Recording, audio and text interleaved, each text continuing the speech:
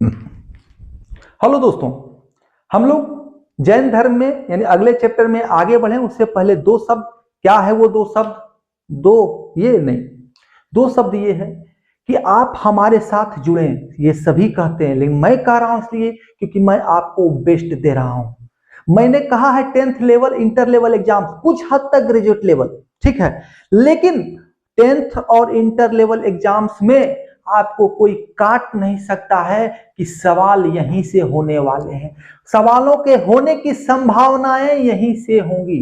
सभी पढ़ाते हैं, हम भी पढ़ाते हैं, लेकिन सफलता तभी मिलेगी जब आप सटीकता के साथ पढ़ोगे। जरूरत से ज्यादा ज्ञान भी बेकार होता है। जैसे भूख हमको लगा है यहां तक का और खा लेंगे गला तक का, गर्दन तक का, तो सांस कहां से लेंगे भाई?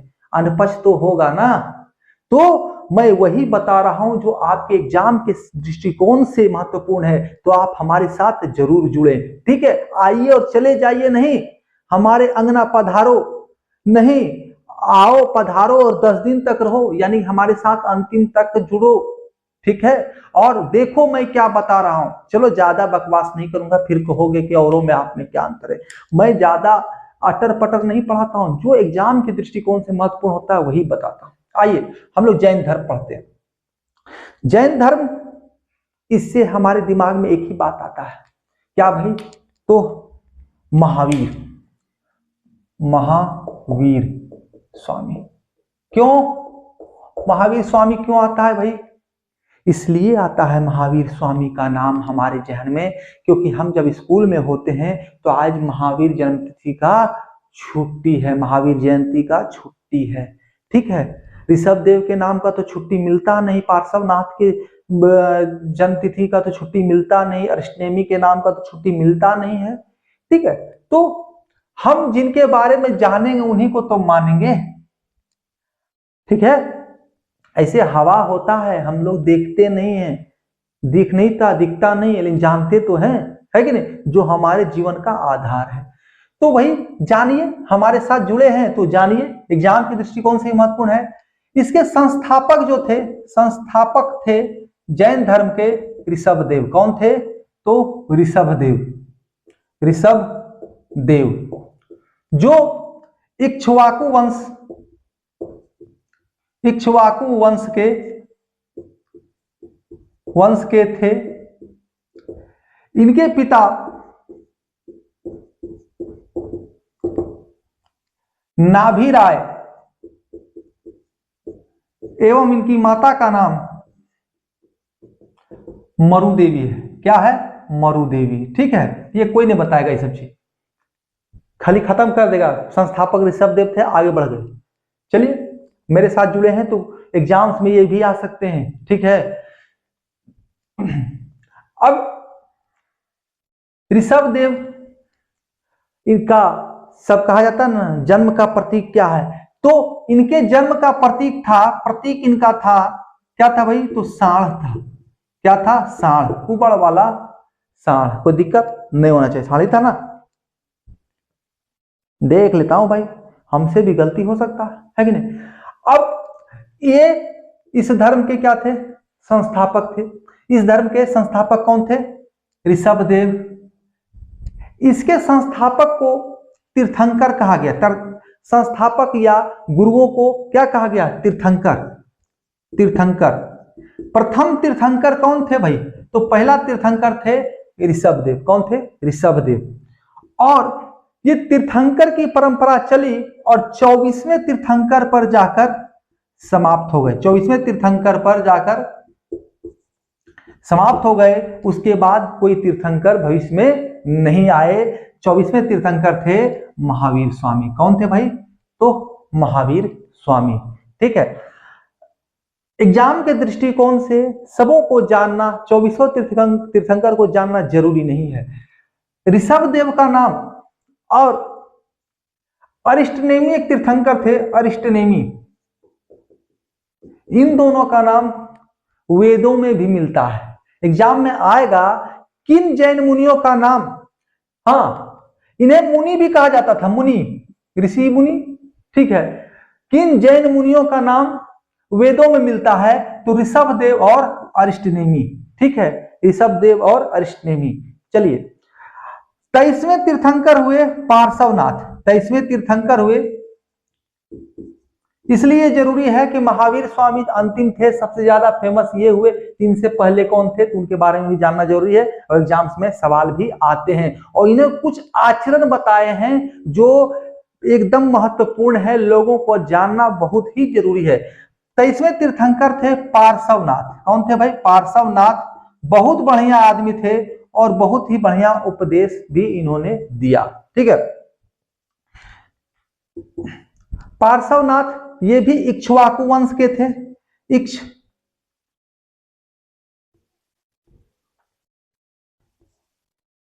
इक्ष्वाकु वंश के थे। इक्ष्वाकु वंश के थे। इनका वंश क्या था? इक्ष्वाकु। एग्जाम में आता है कि ऋषभदेव किस वंश के थे, पार्श्वनाथ किस वंश के थे, किस कुल के थे। वंश यानी कि कुल। महावीर स्वामी किस कुल के थे, महात्मा बुद्ध किस कुल के थे। और नहीं जानिएगा, इसको हल्का में लेके छोड़ दीजिएगा, क्या पूछेगा तो 1 नंबर चला जाएगा। और गलती मार दीजिएगा टोटका लगा के 1 2 3 4 1 2 3 4, तो 1.25 नंबर चला गया। ठीक है, इक्ष्वाकु वंश के थे। पिता का नाम क्या था? पिता का नाम था अश्वसेन। क्या था? अश्वसेन। ठीक है, इन्होंने 4 चीजों के बारे में लोगों को बताया। इन्होंने अपना 4 ज्ञान लोगों के बीच रखा। 4 ज्ञान दिया इन्होंने। क्या दिया? ज्ञान दिया 4 गो। क्या दिया है ज्ञान? सदा हिंसा न करना। हिंसा नहीं करना चाहिए। हिंसा नहीं करना। हिंसा नहीं करना। हिंसा करना अच्छी बात है क्या? नहीं ना है, तो अच्छा बात बोली। सदा सत्य बोलना। सत्य बोलना एकदम अच्छा चीज बोले। सत्य से बड़ा कुछ है? नहीं है। सदा सत्य बोलो, सच्चाई में ही सबसे बड़ा सुख है। तीसरा इन्होंने कहा चोरी नहीं करना चाहिए। चोरी नहीं करना। चोरी करोगे, किसी का पर्स मार लोगे, किसी का पॉकेट मारोगे, हाय श्राप लगेगा कि नहीं, बददुआ लगेगा कि नहीं, गाली देगा कि नहीं मने मन। और गाली पड़ता है भैया, गलत काम करोगे वो पड़ेगा ही। ठीक है, किसी का मेहनत का कमाई लेके उड़ोगे तो उसका श्राप पड़ेगा ही। ठीक है, और अगर गलती से पुलिस के हाथ से चढ़ गए तो पिछवाड़ा में भी पड़ेगा, और जीवन भर याद रखोगे। गांव समाज वाला भी याद रखेगा तुमको।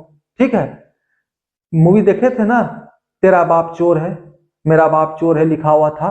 ठीक है, उस समय राजा महाराजा होते थे, वो और ज्यादा यातना देते थे। चौथा है संपत्ति नहीं रखना।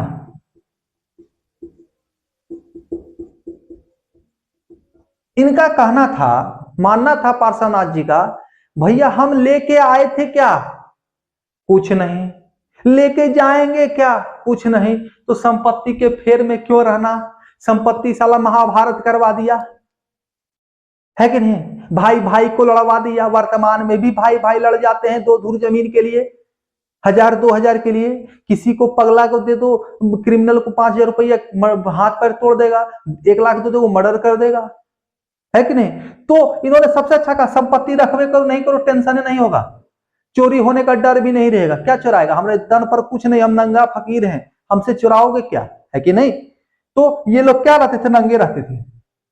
300 ईस्वी पूर्व में जो है आपको देखेंगे कि 2 भागों में बट गया, श्वेतांबर और दिगंबर। श्वेतांबर लोग सादा कपड़ा पहनते थे।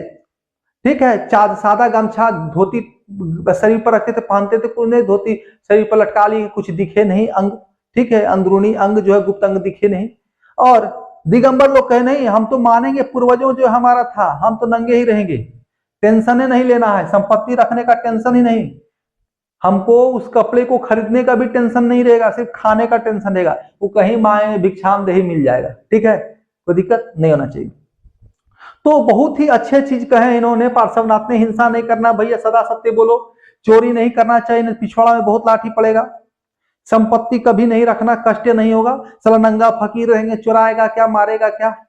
लेकिन अब बहुत जमाना खराब हो गया, सब किडनी का रैकेट चलाता है, किडनी निकाल लेगा। ठीक है, आइए आगे बढ़ते हैं।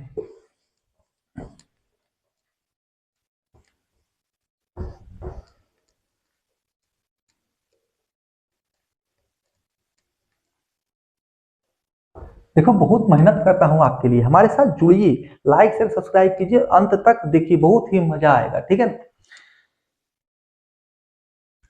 अब आते हैं बात जिसे सब जानते हैं, 24वें तीर्थंकर को। कौन थे? महावीर स्वामी। महावीर स्वामी, ठीक है। इनका जन्म जो हुआ 540 बीसी यानी बिफोर क्राइस्ट, यानी कहिए ईसा पूर्व, ठीक है, ईसा पूर्व, कोई दिक्कत नहीं होना चाहिए। महावीर स्वामी, वास्तविकता में इनका नाम महावीर स्वामी नहीं था। जब इन्होंने संन्यास ग्रहण किया, इन्होंने ज्ञान की प्राप्ति की, कठिन तपस्या करने के बाद तब इन्होंने अपना नाम महावीर रखा, ठीक है। इनका नाम महावीर पड़ा, लोगों ने इन्हें महावीर के नाम से जानना चालू किया। इन्होंने अपने को उपाधि दिया कि आज से मैं महावीर के नाम से जाना जाऊंगा, ठीक है। ये ज्ञात्रिक कुल के थे, ज्ञात्रिक कुल के थे। किस कुल के थे? तो ज्ञात्रिक, ज्ञात्रिक, ज्ञात्रिक। अब दिखा कि नहीं? कुछ लोग सोच रहे हैं दिखे नहीं रहा, अब दिखा ना। ज्ञात्रिक कुल के थे। अच्छा, इनका वास्तविक नाम बताना भूल गए ना। इनका वास्तविक नाम था वर्धमान। बंगाल जाओगे तो वहां वर्धमान शहर मिलेगा, ठीक है। इनका वास्तविक नाम क्या था? तो वर्धमान था। इनका जन्म जो है कुंडग्राम में हुआ था। कहां? कुंडग्राम। जन्म कुंडग्राम में हुआ। कुंडग्राम में कब हुआ? 540 ईसा पूर्व बीसी। इनके पिता का नाम सिद्धार्थ था। क्या था? सिद्धार्थ। अब वो सिद्धार्थ नहीं थे, वो सिद्धार्थ मतलब महात्मा बुद्ध सिद्धार्थ नहीं। इनकी माता का नाम क्या था? त्रिशला। क्या था भाई? त्रिशला। त्रिशला। ये लिच्छवी नरेश, लिच्छवी के नरेश, लिच्छवी नरेश चेटक, चेटक की बहन थी। बहन क्या थी? लिच्छवी नरेश चेटक की बहन थी। तो यहां तक आपको समझ में आ गया, कोई दिक्कत नहीं होना चाहिए। महावीर स्वामी का जन्म 540 बीसी पूर्व, ईसा पूर्व, 540 ईसा पूर्व बीसी यानी बिफोर क्राइस्ट। ये किस कुल के थे? तो ज्ञात्रिक कुल के थे। एग्जाम्स में अक्सर पूछा जाता है महावीर स्वामी जो थे वो किस कुल के थे? तो ज्ञात्रिक कुल के थे। इनका वास्तविक नाम क्या था? वास्तविक नाम वर्धमान था। जन्म कहां हुआ? तो कुंडग्राम में हुआ। पिता का नाम सिद्धार्थ था, माता का नाम त्रिशला था, जो लिच्छवी नरेश चेटक की बहन थी। और इनके जन्म का जो प्रमाण था वो सिंह था। प्रतीक किसे माना गया है? तो सिंह को माना गया है। कोई दिक्कत? आइए आगे और बढ़ते हैं।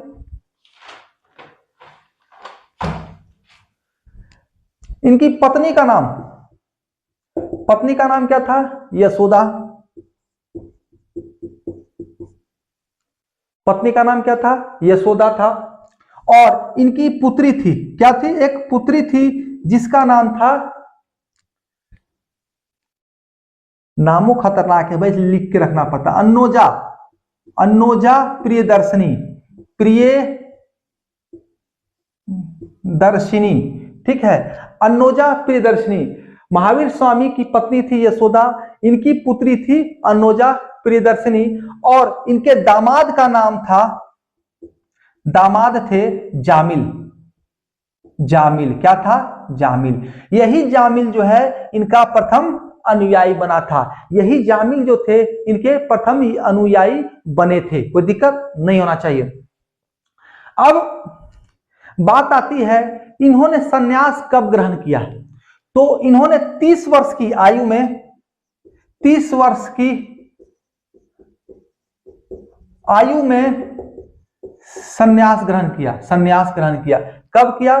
30 वर्ष की आयु में अपने बड़े भाई, अपने माता पिता की मृत्यु के उपरांत अपने बड़े भाई नंदीवर्धन से, कौन था? नंदीवर्धन से आज्ञा लिया और सन्यास ग्रहण कर लिए 30 वर्ष की आयु में, ठीक है।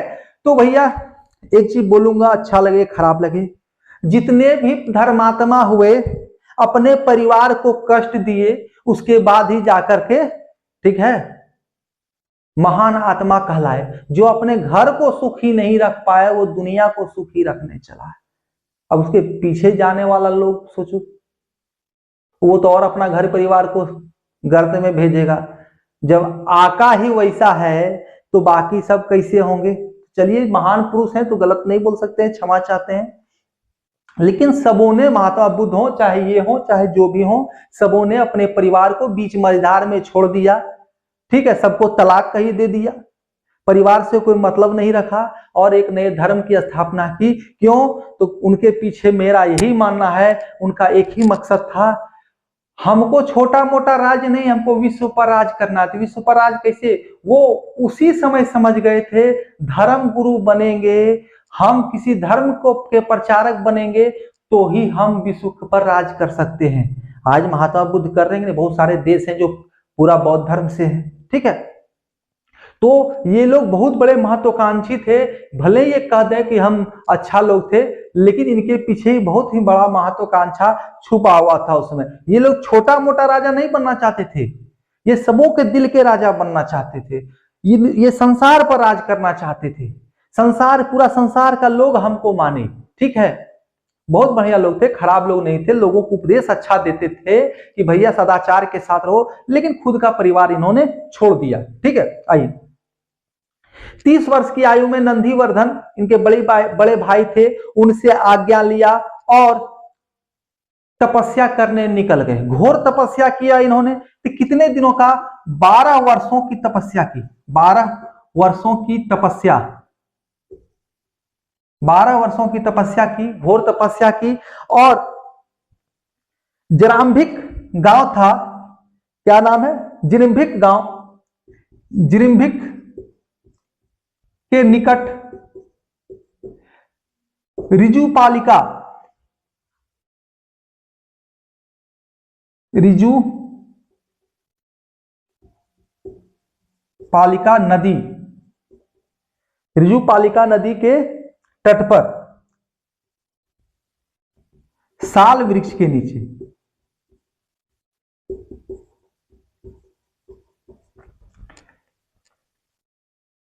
बारह वर्षों की तपस्या के उपरांत जिरिम्भिक के निकट रिजुपालिका नदी के तट पर साल वृक्ष के नीचे इनको ज्ञान की प्राप्ति हुई। तो एग्जाम्स में सवाल आते हैं कि इनको ज्ञान की प्राप्ति कहां हुआ? तो रिजुपालिका नदी के तट पर, बहुत सारे नदियों के नाम होंगे, या साल वृक्ष के नीचे, बहुत सारे वृक्ष रहेंगे, वट वृक्ष रहेंगे, पीपल वृक्ष रहेगा, ताड़ वृक्ष रहेगा और एक रहेगा साल वृक्ष।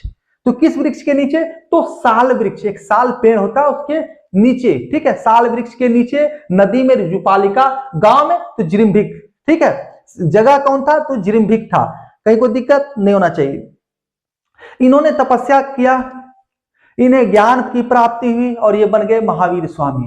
इन्होंने परिवार से मतलब त्याग दिया, ये बन गए सन्यासी। ठीक है, अब परिवार जाने कैसे रहेगा। आइए आगे बढ़ते हैं।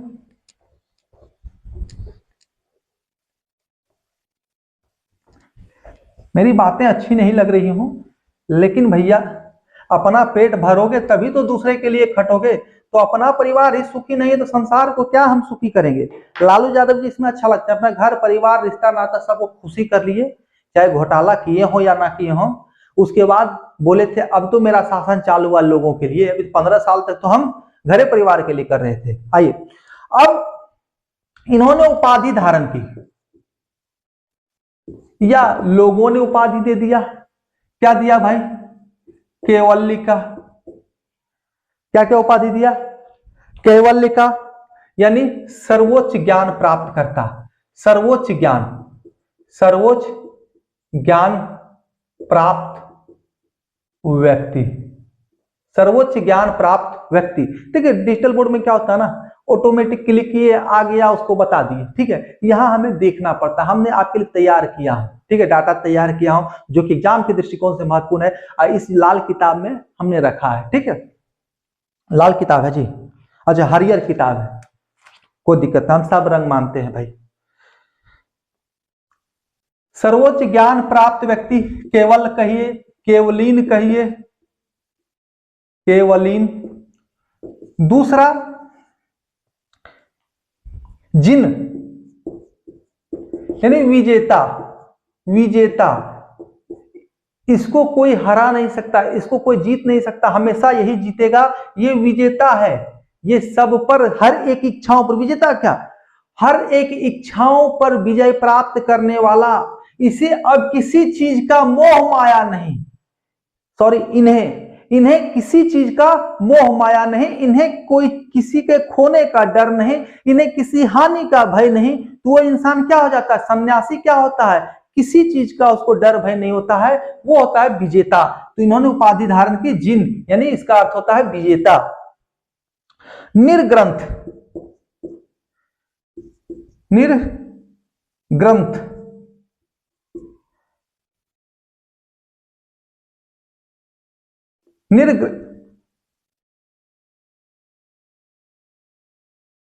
निर्ग्रंथ, ठीक है, निर्ग्रंथ की उपाधि धारण की।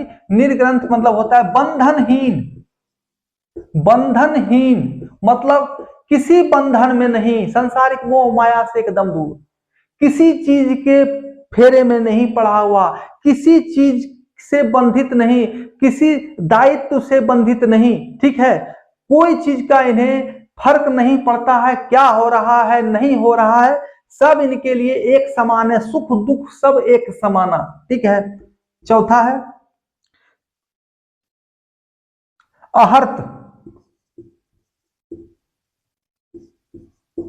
यानी कि पूज्य, ये क्या थे, पूज्य थे, सही बात है, धर्मात्मा थे तो पूज्य थे, अच्छे व्यक्ति थे, भले परिवार के लिए जो थे, लेकिन या परिवार का भी पूरा समर्थन होगा, जाइए भाई आप क्या दिक्कत है, ठीक है। तो ये पूज्य थे, अच्छे अच्छे उपदेश देते थे, किसी को सतमार्ग पर लाना अच्छा ही होता है, ठीक है ना। अब भले ही इनको देख के 1500 आदमी घर परिवार छोड़ दिया हो। आइए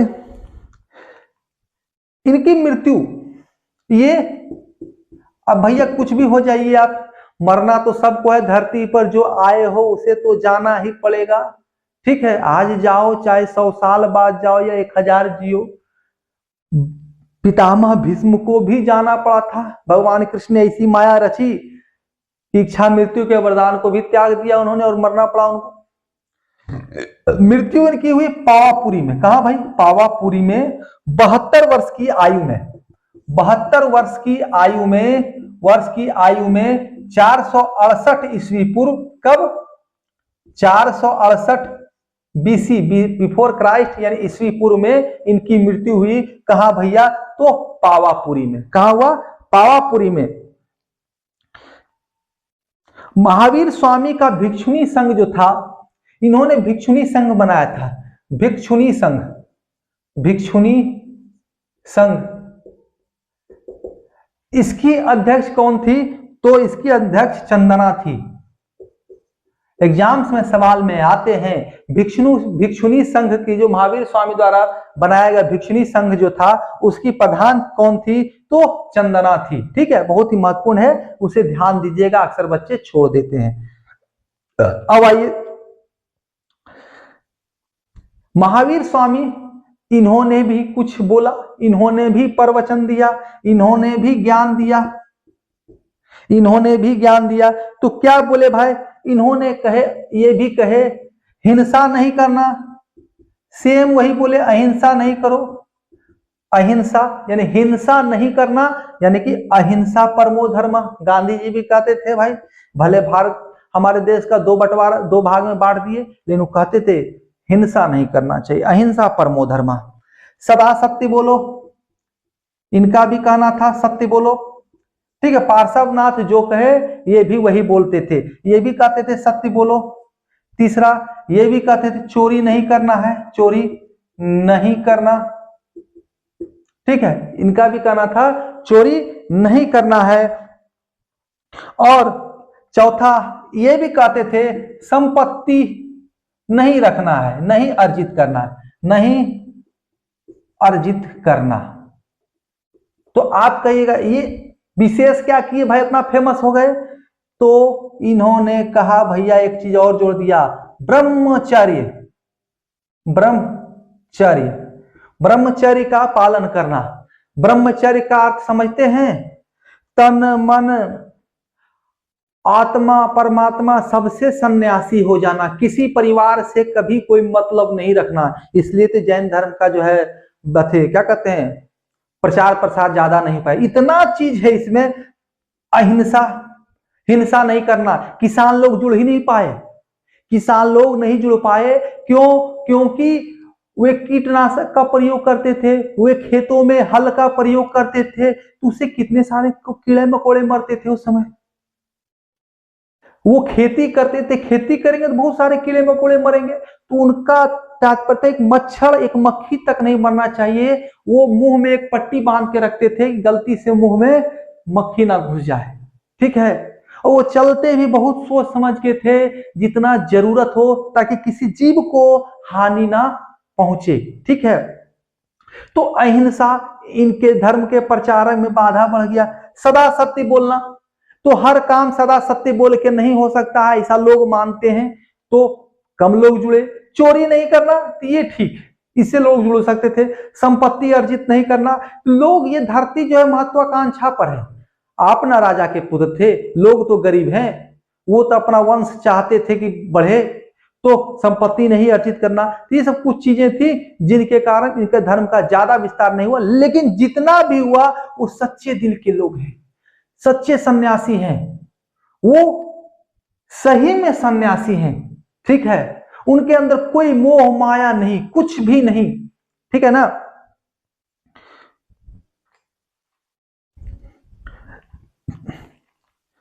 सबसे बड़ा क्या दिया इन्होंने? ब्रह्मचर्य। ये इन्होंने 5 चीजों का पालन करना लोगों को बताया, तो वो ये 5 चीजें हैं। देखते हैं बोर्ड में आया रहा कि नहीं, देखो मैं बीच बीच में देखते रहता हूं, तो बच्चों को दिक्कत नहीं हो। ब्रह्मचर्य, ठीक है, ब्रह्मचर्य। इन्होंने एक अतिरिक्त, एग्जाम्स में सवाल भी आते हैं कि महावीर स्वामी ने किन चीजों को जोड़ा अपने कर्मों में, अपने ज्ञान में, किस चीज को बढ़ाया? तो किस चीज को बढ़ाया? तो ब्रह्मचर्य को। किसको? ब्रह्मचर्य को। 4 तो पहले से चले आ रहे थे, ये 5वां ब्रह्मचर्य को इन्होंने अलग से जोड़ा, लोगों को समझाया, ठीक है।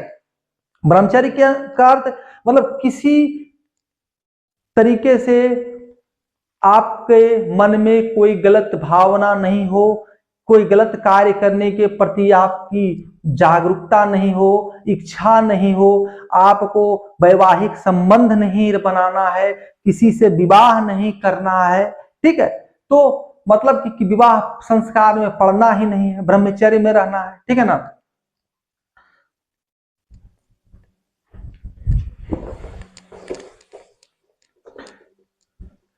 इनका जो उपदेश था वो था प्राकृत भाषा में। किसमें था? प्राकृत भाषा, अर्धमाघी में।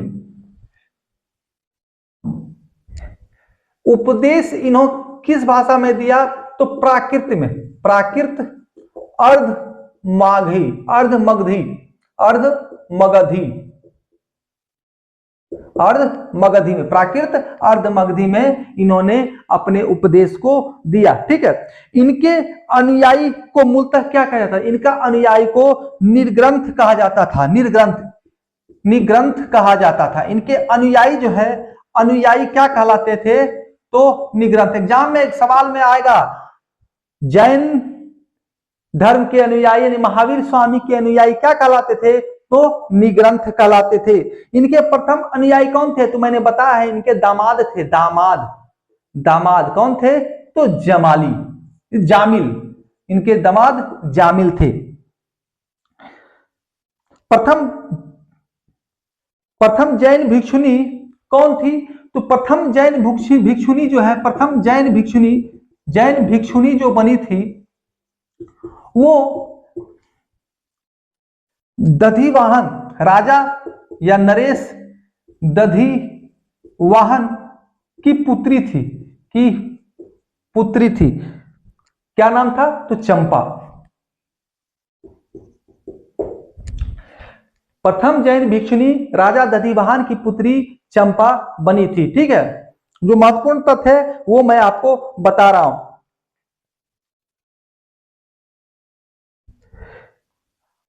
आचार्य महावीर स्वामी, गुरु महावीर स्वामी, जैन मुनि महावीर स्वामी की मृत्यु हो गई। उसके बाद लोगों के बीच उपदेश किन्होंने दिया?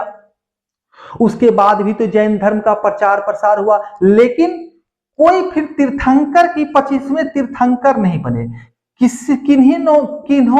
मतलब किसी ने तीर्थंकर बनने का सामर्थ्य नहीं हुआ, या वो गुण ही नहीं था, या महावीर स्वामी ने ऐसा प्रबंध कर दिया कि कोई भी आगे जाकर कोई तीर्थंकर नहीं बनेगा। कुछ तो किया होगा उन्होंने, ठीक है, लेकिन इसके प्रचार प्रसार में कमी नहीं आया, इसके उपदेशक बने। तो इनकी मृत्यु के बाद आचार्य सुधर्मा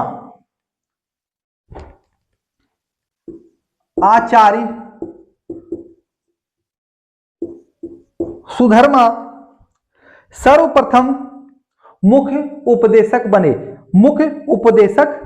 प्रथम मुख्य उपदेशक यही बने, प्रथम उपदेशक, जैन धर्म के प्रथम उपदेशक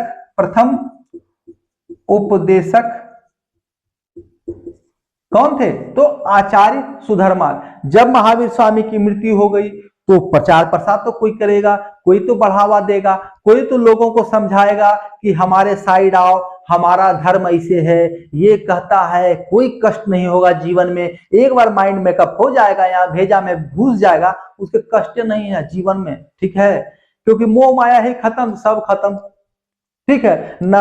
हम ब्रह्मचर्य में रहेंगे तो बाल बच्चा भी नहीं, टेंशन भी खत्म, पढ़ाना लिखाना है, शरीर पर कपड़ा भी नहीं रखें तो और वो भी टेंशन के, हमको फैशन करना है, सिर्फ खाना है तो लोगों से मांग के भी खा सकते हैं, भिक्षामदेही, ठीक है, ऐसे भी चल ही रहा है जीवन लोगों का। तो आचार्य सुधर्मा जो थे, इन जैन धर्म के प्रथम उपदेशक बने महावीर स्वामी के मृत्यु के उपरांत, ठीक है। जैन धर्म का सबसे प्राचीन, सबसे लोकप्रिय ग्रंथ कौन हुआ? जैन धर्म का सबसे लोकप्रिय ग्रंथ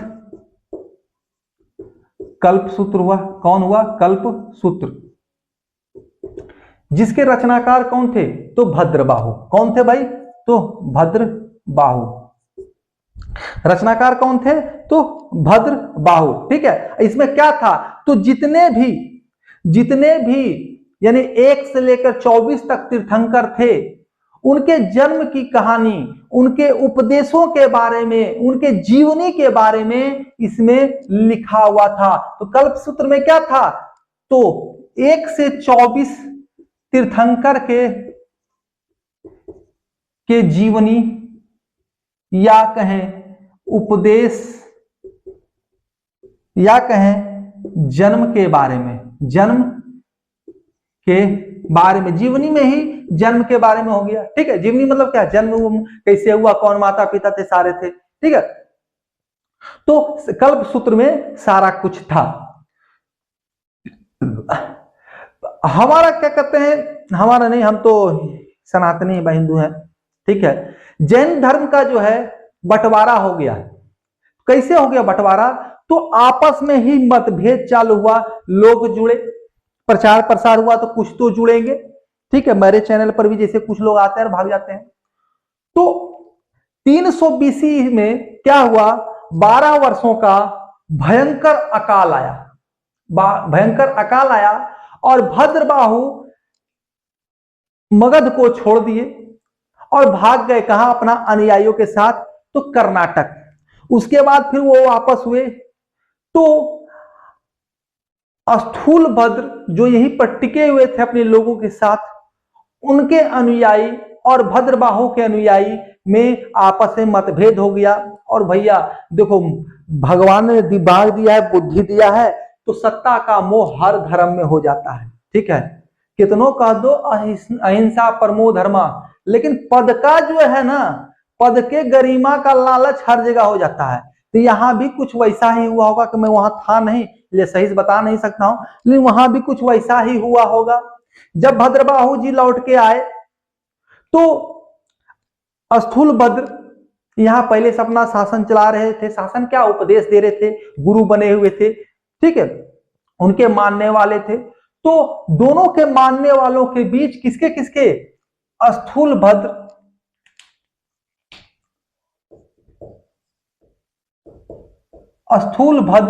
और भद्रबाहु,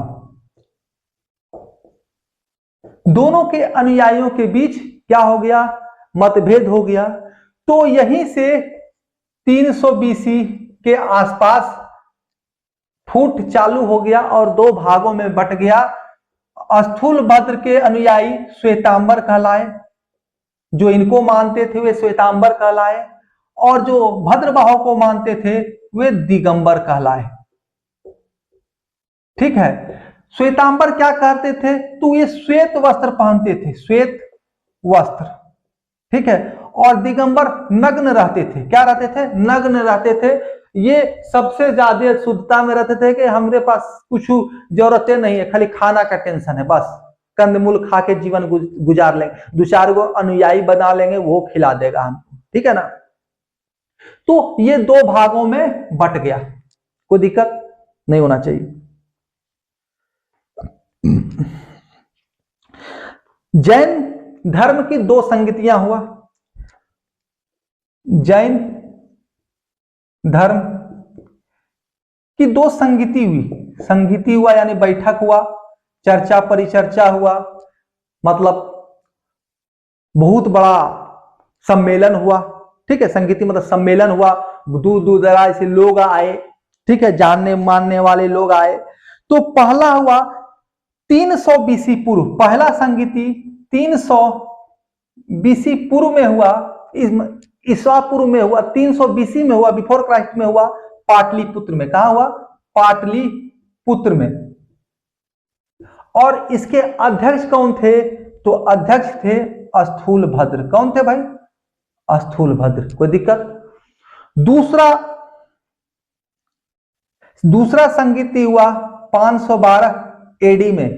एडी मतलब 312 ईस्वी, यानी ईसा के जन्म के बाद 1 2 3 4 5 6 512। ठीक है, बिफोर नहीं, ईसा पूर्व नहीं, 512 ईस्वी में हुआ।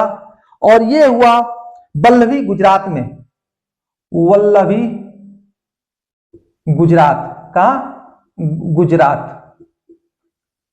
पाटलिपुत्र कहां है, बिहार में, वल्लभी कहां, गुजरात में। और इसके जो थे अध्यक्ष थे वो क्षमा श्रवण थे। क्या नाम था भाई, तो क्षमा श्रवण। ये भी बहुत बड़े ज्ञानी थे। ठीक है, अभी भी बहुत बड़े बड़े ज्ञानी लोग हैं इस धर्म में और अच्छी अच्छी बातें करते हैं। ठीक है ना। आइए मिटा रहे हैं भाई।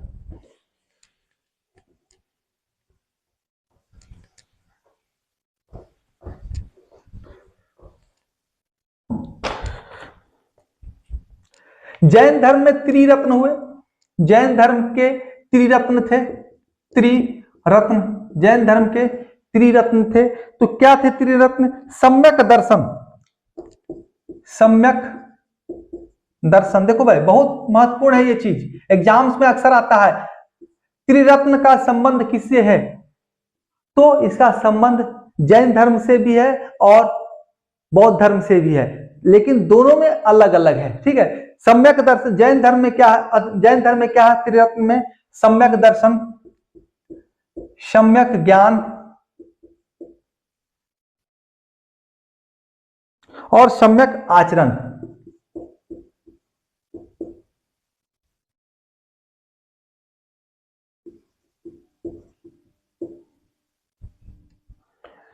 क्या है, सम्यक आचरण। त्रिरत्न, एक सम्यक दर्शन, दूसरा सम्यक ज्ञान, तीसरा सम्यक आचरण। सही दर्शन, सही विश्वास, सही दर्शन मतलब सम्यक दर्शन मतलब सही विश्वास, सही ज्ञान और सही आचरण। यहां सम्यक का अर्थ हो गया सही, ठीक है, और दर्शन का अर्थ हो गया विश्वास।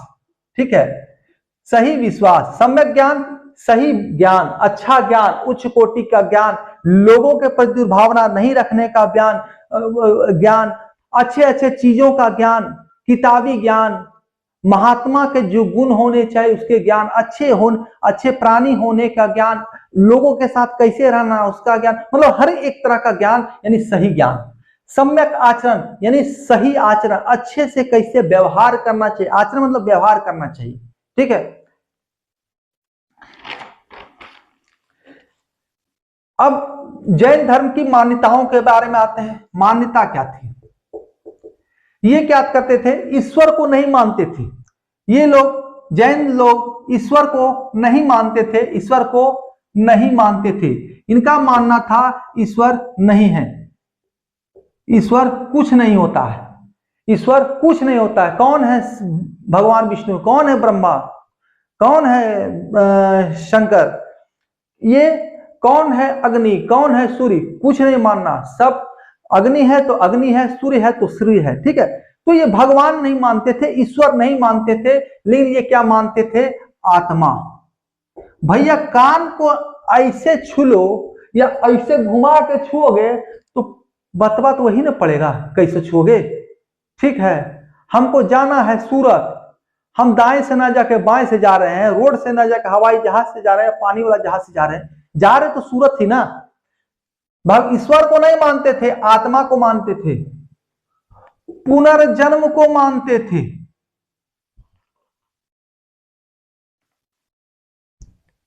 पुनर्जन्म को मानते थे, ठीक है। कर्म को मानते थे, कर्मवाद। कर्मवाद कौन मानता था भाई? कर्मवाद का सिद्धांत किसका था? वैदिक सभ्यता का, जहां ईश्वर की मान्यताएं थी। तो आत्मा को आप मान रहे हो, पुनर्जन्म को मान रहे हो, कर्मवाद को मान रहे हो, ईश्वर को मानो नहीं मानो तुम तो मान ही रहे हो। और हमारे देश की बहुत ही बड़ी अच्छी चीज कहानी है, और इंसानों के बारे में कहानी है, तुम जिसका विरोध करोगे इंसान तुमको वही बना देगा। ये इन्होंने ईश्वर का विरोध किया, इस धर्म के लोग, और जो गुरु थे उसी को ईश्वर बना दिया, उसी का बड़का बड़का मूर्ति बना के पूजा करता है। ईश्वर का विरोध किया, तुम्हें को ईश्वर बना दिया। ये इंसान की खूबसूरती है, ठीक है। और ओ माय गॉड में अक्षय कुमार ने कृष्ण का अवतार के रूप में यही बात समझाया था, ठीक है। तुम जिसका विरोध करोगे वही तुमको लाकर खड़े करेगा। गांधी जी अहिंसा के पुजारी माने जाते हैं, और उनका चित्र जो हर एक नोट पर रख दिया कांग्रेस ने, हर एक नोट पर दे दिया कि भैया तुम ही को हम बना देंगे जड़ हिंसा का, ठीक है। हिंसा का जड़ क्या? पैसा रुपया धन दौलत है, और उसी पर उनका फोटो दे दिया। नहीं देना चाहिए, उसी दे दिया, ठीक है। चलिए यहीं पर आज का सेवा समाप्त होता है। अगले दिन हम लोग कुछ क्वेश्चन के साथ आगे बढ़ेंगे। हमारे साथ जुड़िए, बहुत ही मजा आएगा। हमारे चैनल को लाइक शेयर सब्सक्राइब कर दें, सब्सक्राइब नहीं किया है तो कर लें, अपने मित्रों तक शेयर करें। धन्यवाद।